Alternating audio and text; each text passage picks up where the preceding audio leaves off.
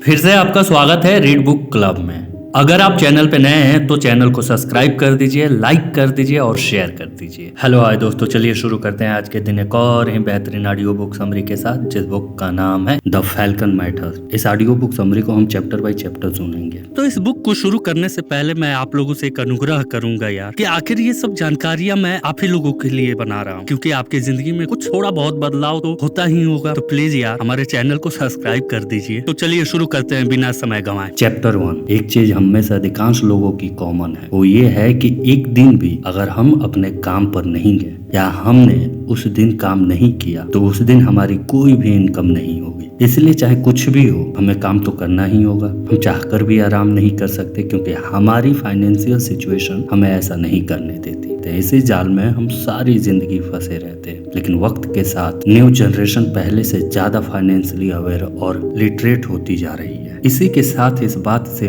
भी वाकिफ होती जा रही है, जिंदगी भर मेहनत करके बुढ़ावे तक एक मीडियोकर लाइफ जीने का तरीका नहीं है। इसीलिए इस जनरेशन का ज्यादातर focus early retirement, passive income और फाइनेंशियल फ्रीडम में है। तभी लोग स्टॉक और शेयर में इन्वेस्ट करने में इंटरेस्ट दिखा रहे हैं। लेकिन जो प्रॉब्लम अधिकतर लोगों को आती है वो ये है कि कौन से स्टॉक लिए जाए, क्योंकि क्वालिटी स्टॉक को सस्ते से सस्ते रेट पे बाय करना इन्वेस्टिंग का रियल चैलेंज होता है, जिसके लिए ऑथर डेविड अपनी बुक द फैल्कन मेथड में हमें एक ऐसा इन्वेस्टमेंट मेथड सिखाते हैं जो वैल्यू इन्वेस्टिंग, कॉमन सेंस और बेसिक डिसिप्लिन के प्रिंसिपल पर बेस है, जिसका अनलिमिटेड गोल है कि आप ऐसे स्टॉक का पोर्टफोलियो बनाएं जिससे आप रिटर्न के साथ ही अपनी पैसिव इनकम बना पाए। दरअसल फैल्कन एक पक्षी का नाम है जो शिकार करने में माहिर होता है। उसी पक्षी की तरह ये मैटर भी काम करता है, क्योंकि ऑथर ने अपनी अर्ली एज में ही काफी फाइनेंशियल स्ट्रगल देखे थे। इसके बाद ही ये डिसाइड कर लिया था कि वह बड़े होकर इस रैट रेस में नहीं फंसना चाहेंगे। ऑथर डेविड 33 साल की उम्र में फाइनेंशियली फ्री होकर रिटायर हो गए। ऑथर का जन्म 1982 में हंगरी में हुआ था। जब वह 10 साल के थे तो उनके माता पिता का तलाक हो गया था। वो अपनी माँ के साथ ही रहते थे, जो एक किंडरगार्टन टीचर थी। ऑथर ने अपनी युवावस्था में डिफरेंट फाइनेंशियल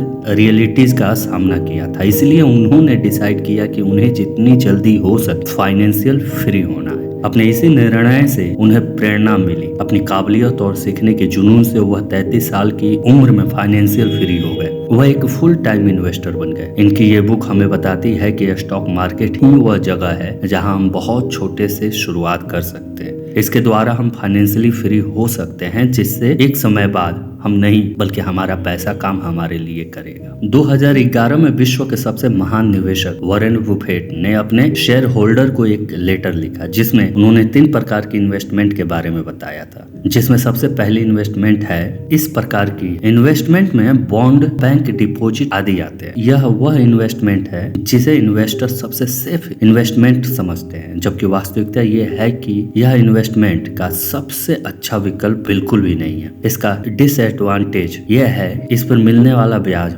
महंगाई दर से भी कम होता है। इस प्रकार हम इसमें इन्वेस्ट करने से अपनी इन्वेस्टमेंट वैल्यू बढ़ाने की बजाय कम कर देते हैं। इसमें गोल्ड, राइस, ऑयल आदि इसी प्रकार के इन्वेस्टमेंट में आते हैं। इन्वेस्टर ये सोचकर इसमें निवेश करते हैं कि एक दिन उनका दाम ऊपर जाएगा, इस तरह उनकी इन्वेस्टमेंट वैल्यू बढ़ जाएगी। लेकिन यह इन्वेस्टमेंट अक्सर लोगों के घर या लॉकर में ही रह जाती है। जब तक ये इन्वेस्टमेंट निवेशक के पास रहती है या कोई फायदा नहीं देती। इनसे केवल तभी फायदा होता है जब इन्वेस्टर इन्हें बेच देता है। इस प्रकार के निवेश सबसे अच्छा निवेश समझा जाता है। स्टॉक मार्केट इस निवेश का सबसे अच्छा उदाहरण है। वॉरेन बुफेट इसी कैटेगरी में निवेश की सलाह देते हैं। यही ऐसी कैटेगरी है जो इन्फ्लेशन को पीछे छोड़कर आपको अच्छे रिटर्न जनरेट करके दे सकती है। इसकी सबसे बड़ी विशेषता ये है, आप बहुत मामूली कैपिटल से शुरुआत कर सकते हैं। आप जब किसी कंपनी का एक शेयर खरीदते हैं तो आप उस कंपनी में एक छोटी सी हिस्सेदारी खरीदते हो। जब आप लंबे समय तक उस कंपनी के भागीदार बने रहते हो तो आपको वहां से आपकी कैपिटल पर बहुत अच्छा रिटर्न मिलता है। जब कंपनी को प्रॉफिट होता है तो कंपनी के शेयर होल्डर होने के नाते आपको भी इसमें हिस्सेदारी मिलती है। हमें ये बात हमेशा याद रखना चाहिए, स्टॉक मार्केट में सफलता पाने के लिए अच्छे शेयर के साथ लंबे समय तक बने रहना जरूरी होता है। Chapter number 2। फैल्कन मेथड हमें बताता है कंपनियों की पूरी रिसर्च करने के बाद एक बार जब बेस्ट कंपनी सिलेक्ट कर लेते हैं तो उसे अपने पास लंबे समय तक होल्ड करके रखें। यही स्टॉक मार्केट में सफलता का मूल मंत्र है। इंडियन स्टॉक मार्केट में 5000 से भी ज्यादा कंपनियां लिस्टेड है। ऐसे में सवाल ये आता है कि किस कंपनी में इन्वेस्ट करें। इसका जवाब हमें फैल्कन मेथड से मिलता है। फैल्कन मेथड कहता है कि किसी कंपनी का शेयर खरीदने से पहले ये जानना जरूरी है कि कंपनी कैसे काम करती है। जब हम एक कंपनी को फाइनेंशियली रूप में देखते हैं तो हमें इसे एक ब्लैक बॉक्स की तरह समझने की जरूरत है। एक इन्वेस्टर होने के कारण ये आपके लिए पॉसिबल नहीं है। आप यह जान पाओगे कि कंपनी के अंदर क्या चल रहा है, लेकिन आपके हाथ में एक बात जरूर है, कंपनी के बाहर क्या चल रहा है। इसके लिए आपको इनपुट पाइपेज और आउटपुट पाइपेज को समझने की जरूरत है, जो ब्लैक बॉक्स से जुड़े हुए हैं। ब्लैक बॉक्स के एक तरफ इनपुट पाइप्स अर्थात इनकम है, दूसरी तरफ आउटपुट पाइप्स अर्थात इम्पैसिव है। इनपुट पाइप में सबसे पहला पाइप रेवेन्यू का मिलता है। यह वह इनकम है जो कंपनी को अपने प्रोडक्ट और सर्विस के माध्यम से अपने ग्राहकों से मिलती है। इसका दूसरा पाइप ब्राउज मनी है।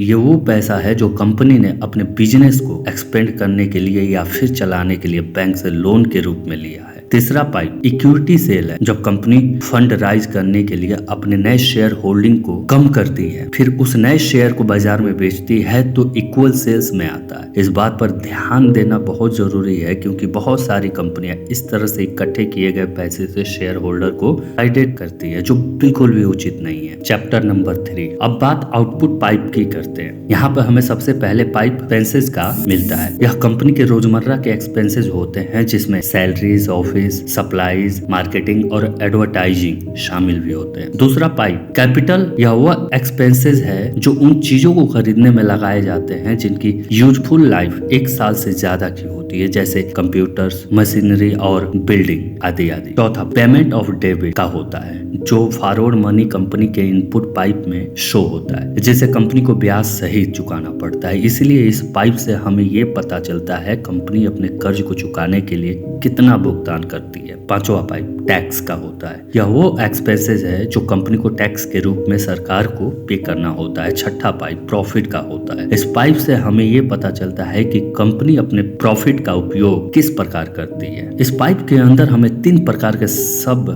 पाइप मिलते हैं, जिनसे कि पैसा बाहर जाता है। जब कंपनी अपने प्रॉफिट में से कुछ भाग अपने शेयर होल्डर को देती है तो इसे डिविडेंड कहा जाता है। इसमें दूसरा पाइप शेयर बायबैक का है। जब कंपनी सरप्लस कैश के कुछ भाग से अपने ही शेयर को ओपन मार्केट में खरीदती है तो उसे शेयर बाय बैक कहा जाता है। जब कंपनी अपने प्रॉफिट को अपने बिजनेस को बढ़ाने के लिए अपने ही पास रख लेती है, जिससे कंपनी की ग्रोथ होती है। यहाँ पर यह भी ध्यान रखना चाहिए कंपनी इस पैसे को किस प्रकार और कहां पर प्रयोग करती है। वह कंपनी अपने शेयर होल्डर को अच्छा रिटर्न जनरेट करके देती है, जिसके इनकम पाइप से ज्यादा इनकम अंदर आ रही हो, वही आउटपुट पाइप से कम पैसा बाहर जा रहा हो। जो कंपनी अपने प्रॉफिट को बहुत अच्छे से मैनेज करती हो, जिस कंपनी के पास कर्ज ना हो, जिसके एसेट उसकी लिबिलिटीज की तुलना में बहुत ज्यादा हो। चैप्टर 4। फैल्कन मेथड हमें स्टॉक मार्केट में बाय एंड होल्ड की पॉलिसी पे चलने के लिए कहता है। ये लोकप्रिय पुराने क्वांट मॉडल से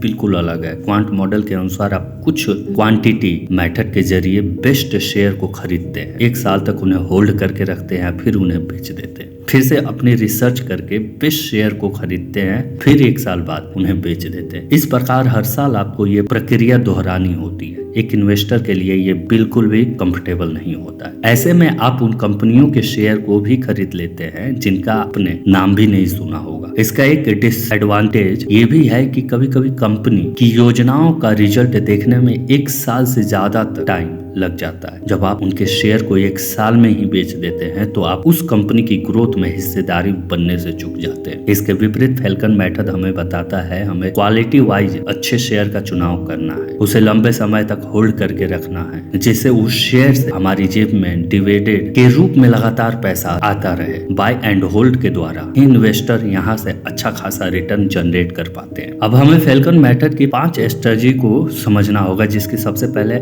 स्ट्रेटेजिक है। फैल्कन मेथड कहता है कि आपको सबसे पहले टॉप क्वालिटी कंपनी को सिलेक्ट करना होगा। आपको उन कंपनीज पर फोकस करना होगा जो पिछले 20 सालों से लगातार अपने शेयर होल्डर को बेहतर डिविडेंड दे रही हो, जिन्होंने कभी भी डिविडेंड में कटौती ना की हो। ऑथर कहते हैं कि हमें कंपनी की डिविडेंड हिस्ट्री से कोई समझौता नहीं करनी चाहिए। वह 20 साल के डिविडेंड हिस्ट्री देखने के लिए इसीलिए कहते हैं ताकि कंपनी ने एक रिसेशन जरूर फेस किया होगा। वह कंपनी बेहतर है जिसने रिसेशन के समय भी अपने शेयर होल्डर के डिविडेंड में कटौती ना की हो। विपरीत हालात में भी कंपनी अर्निंग पावर और स्ट्रेंथ को बरकरार रखता है। ऑथर कहते हैं कि आपको उन कंपनीज को सिलेक्ट करना चाहिए जिनका dividend pay out ratio highest हो। डिविडेंड पे आउट रेटियो इस बात से निकलता है कि एक कंपनी अपने प्रॉफिट का कितना भाग अपने शेयर होल्डर को डिविडेंड के रूप में देती है। चैप्टर नंबर 5 फैल्कन मेथड कहता है कि आपको किसी भी कंपनी का शेयर तब खरीदना चाहिए जब वह सस्ते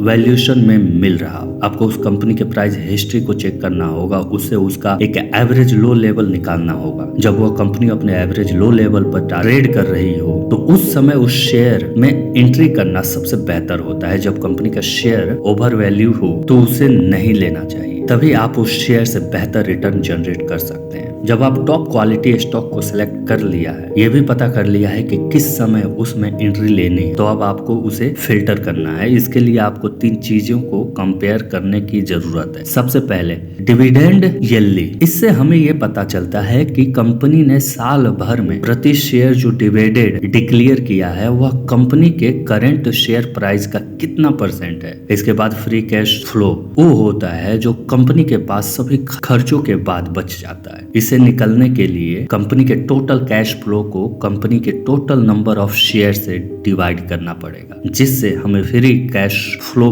पर शेयर मिल जाएगा। फिर फ्री कैश फ्लो पर शेयर को कंपनी के करंट मार्केट प्राइस से डिवाइड करने पर हमें फ्री कैश फ्लो मिल जाएगा। अब शेयर होल्डर से हमें ये पता चलता है कि एक कंपनी अपने इन्वेस्टर के साथ कितने पैसे शेयर करती है, चाहे वो डिविडेंड के जरिए हो या फिर शेयर बैक के जरिए। चैप्टर नंबर 6 अब आपको अपने स्टॉक को करंट वैल्यू के आधार पर 3 प्रकार के रैंक में रखना होगा। इसमें सबसे पहला श्योर है, इसमें वह शेयर आएगा जो एवरेज वैल्यूएशन से भी अच्छी वैल्यूएशन में अवेलेबल होगा। दूसरा माई भी है, इसमें वह शेयर आएंगे जो एवरेज वैल्यू पे अवेलेबल हो। तीसरे नंबर पर वाई है, इसमें वह शेयर आएंगे जो एवरेज वैल्यूएशन से काफी ऊपर हो, एक्सपेंसिव वैल्यू पर ट्रेड कर रहे हो। इस प्रकार आप अपने स्टॉक को रैंक करने के बाद आसानी से क्वालिटी स्टॉक को बाकी स्टॉक से अलग कर पाएंगे। ये सब एनालिसिस करने के बाद आपकी नॉलेज काफी बढ़ जाएगी। उसके आधार पर आपको क्वालिटी जजमेंट लेने में आसानी हो जाएगी। इस सब के बाद आपके प्रॉफिटेबल में अब सिर्फ क्वालिटी स्टॉक ही बचेंगे जिसके साथ आपको लॉन्ग टर्म तक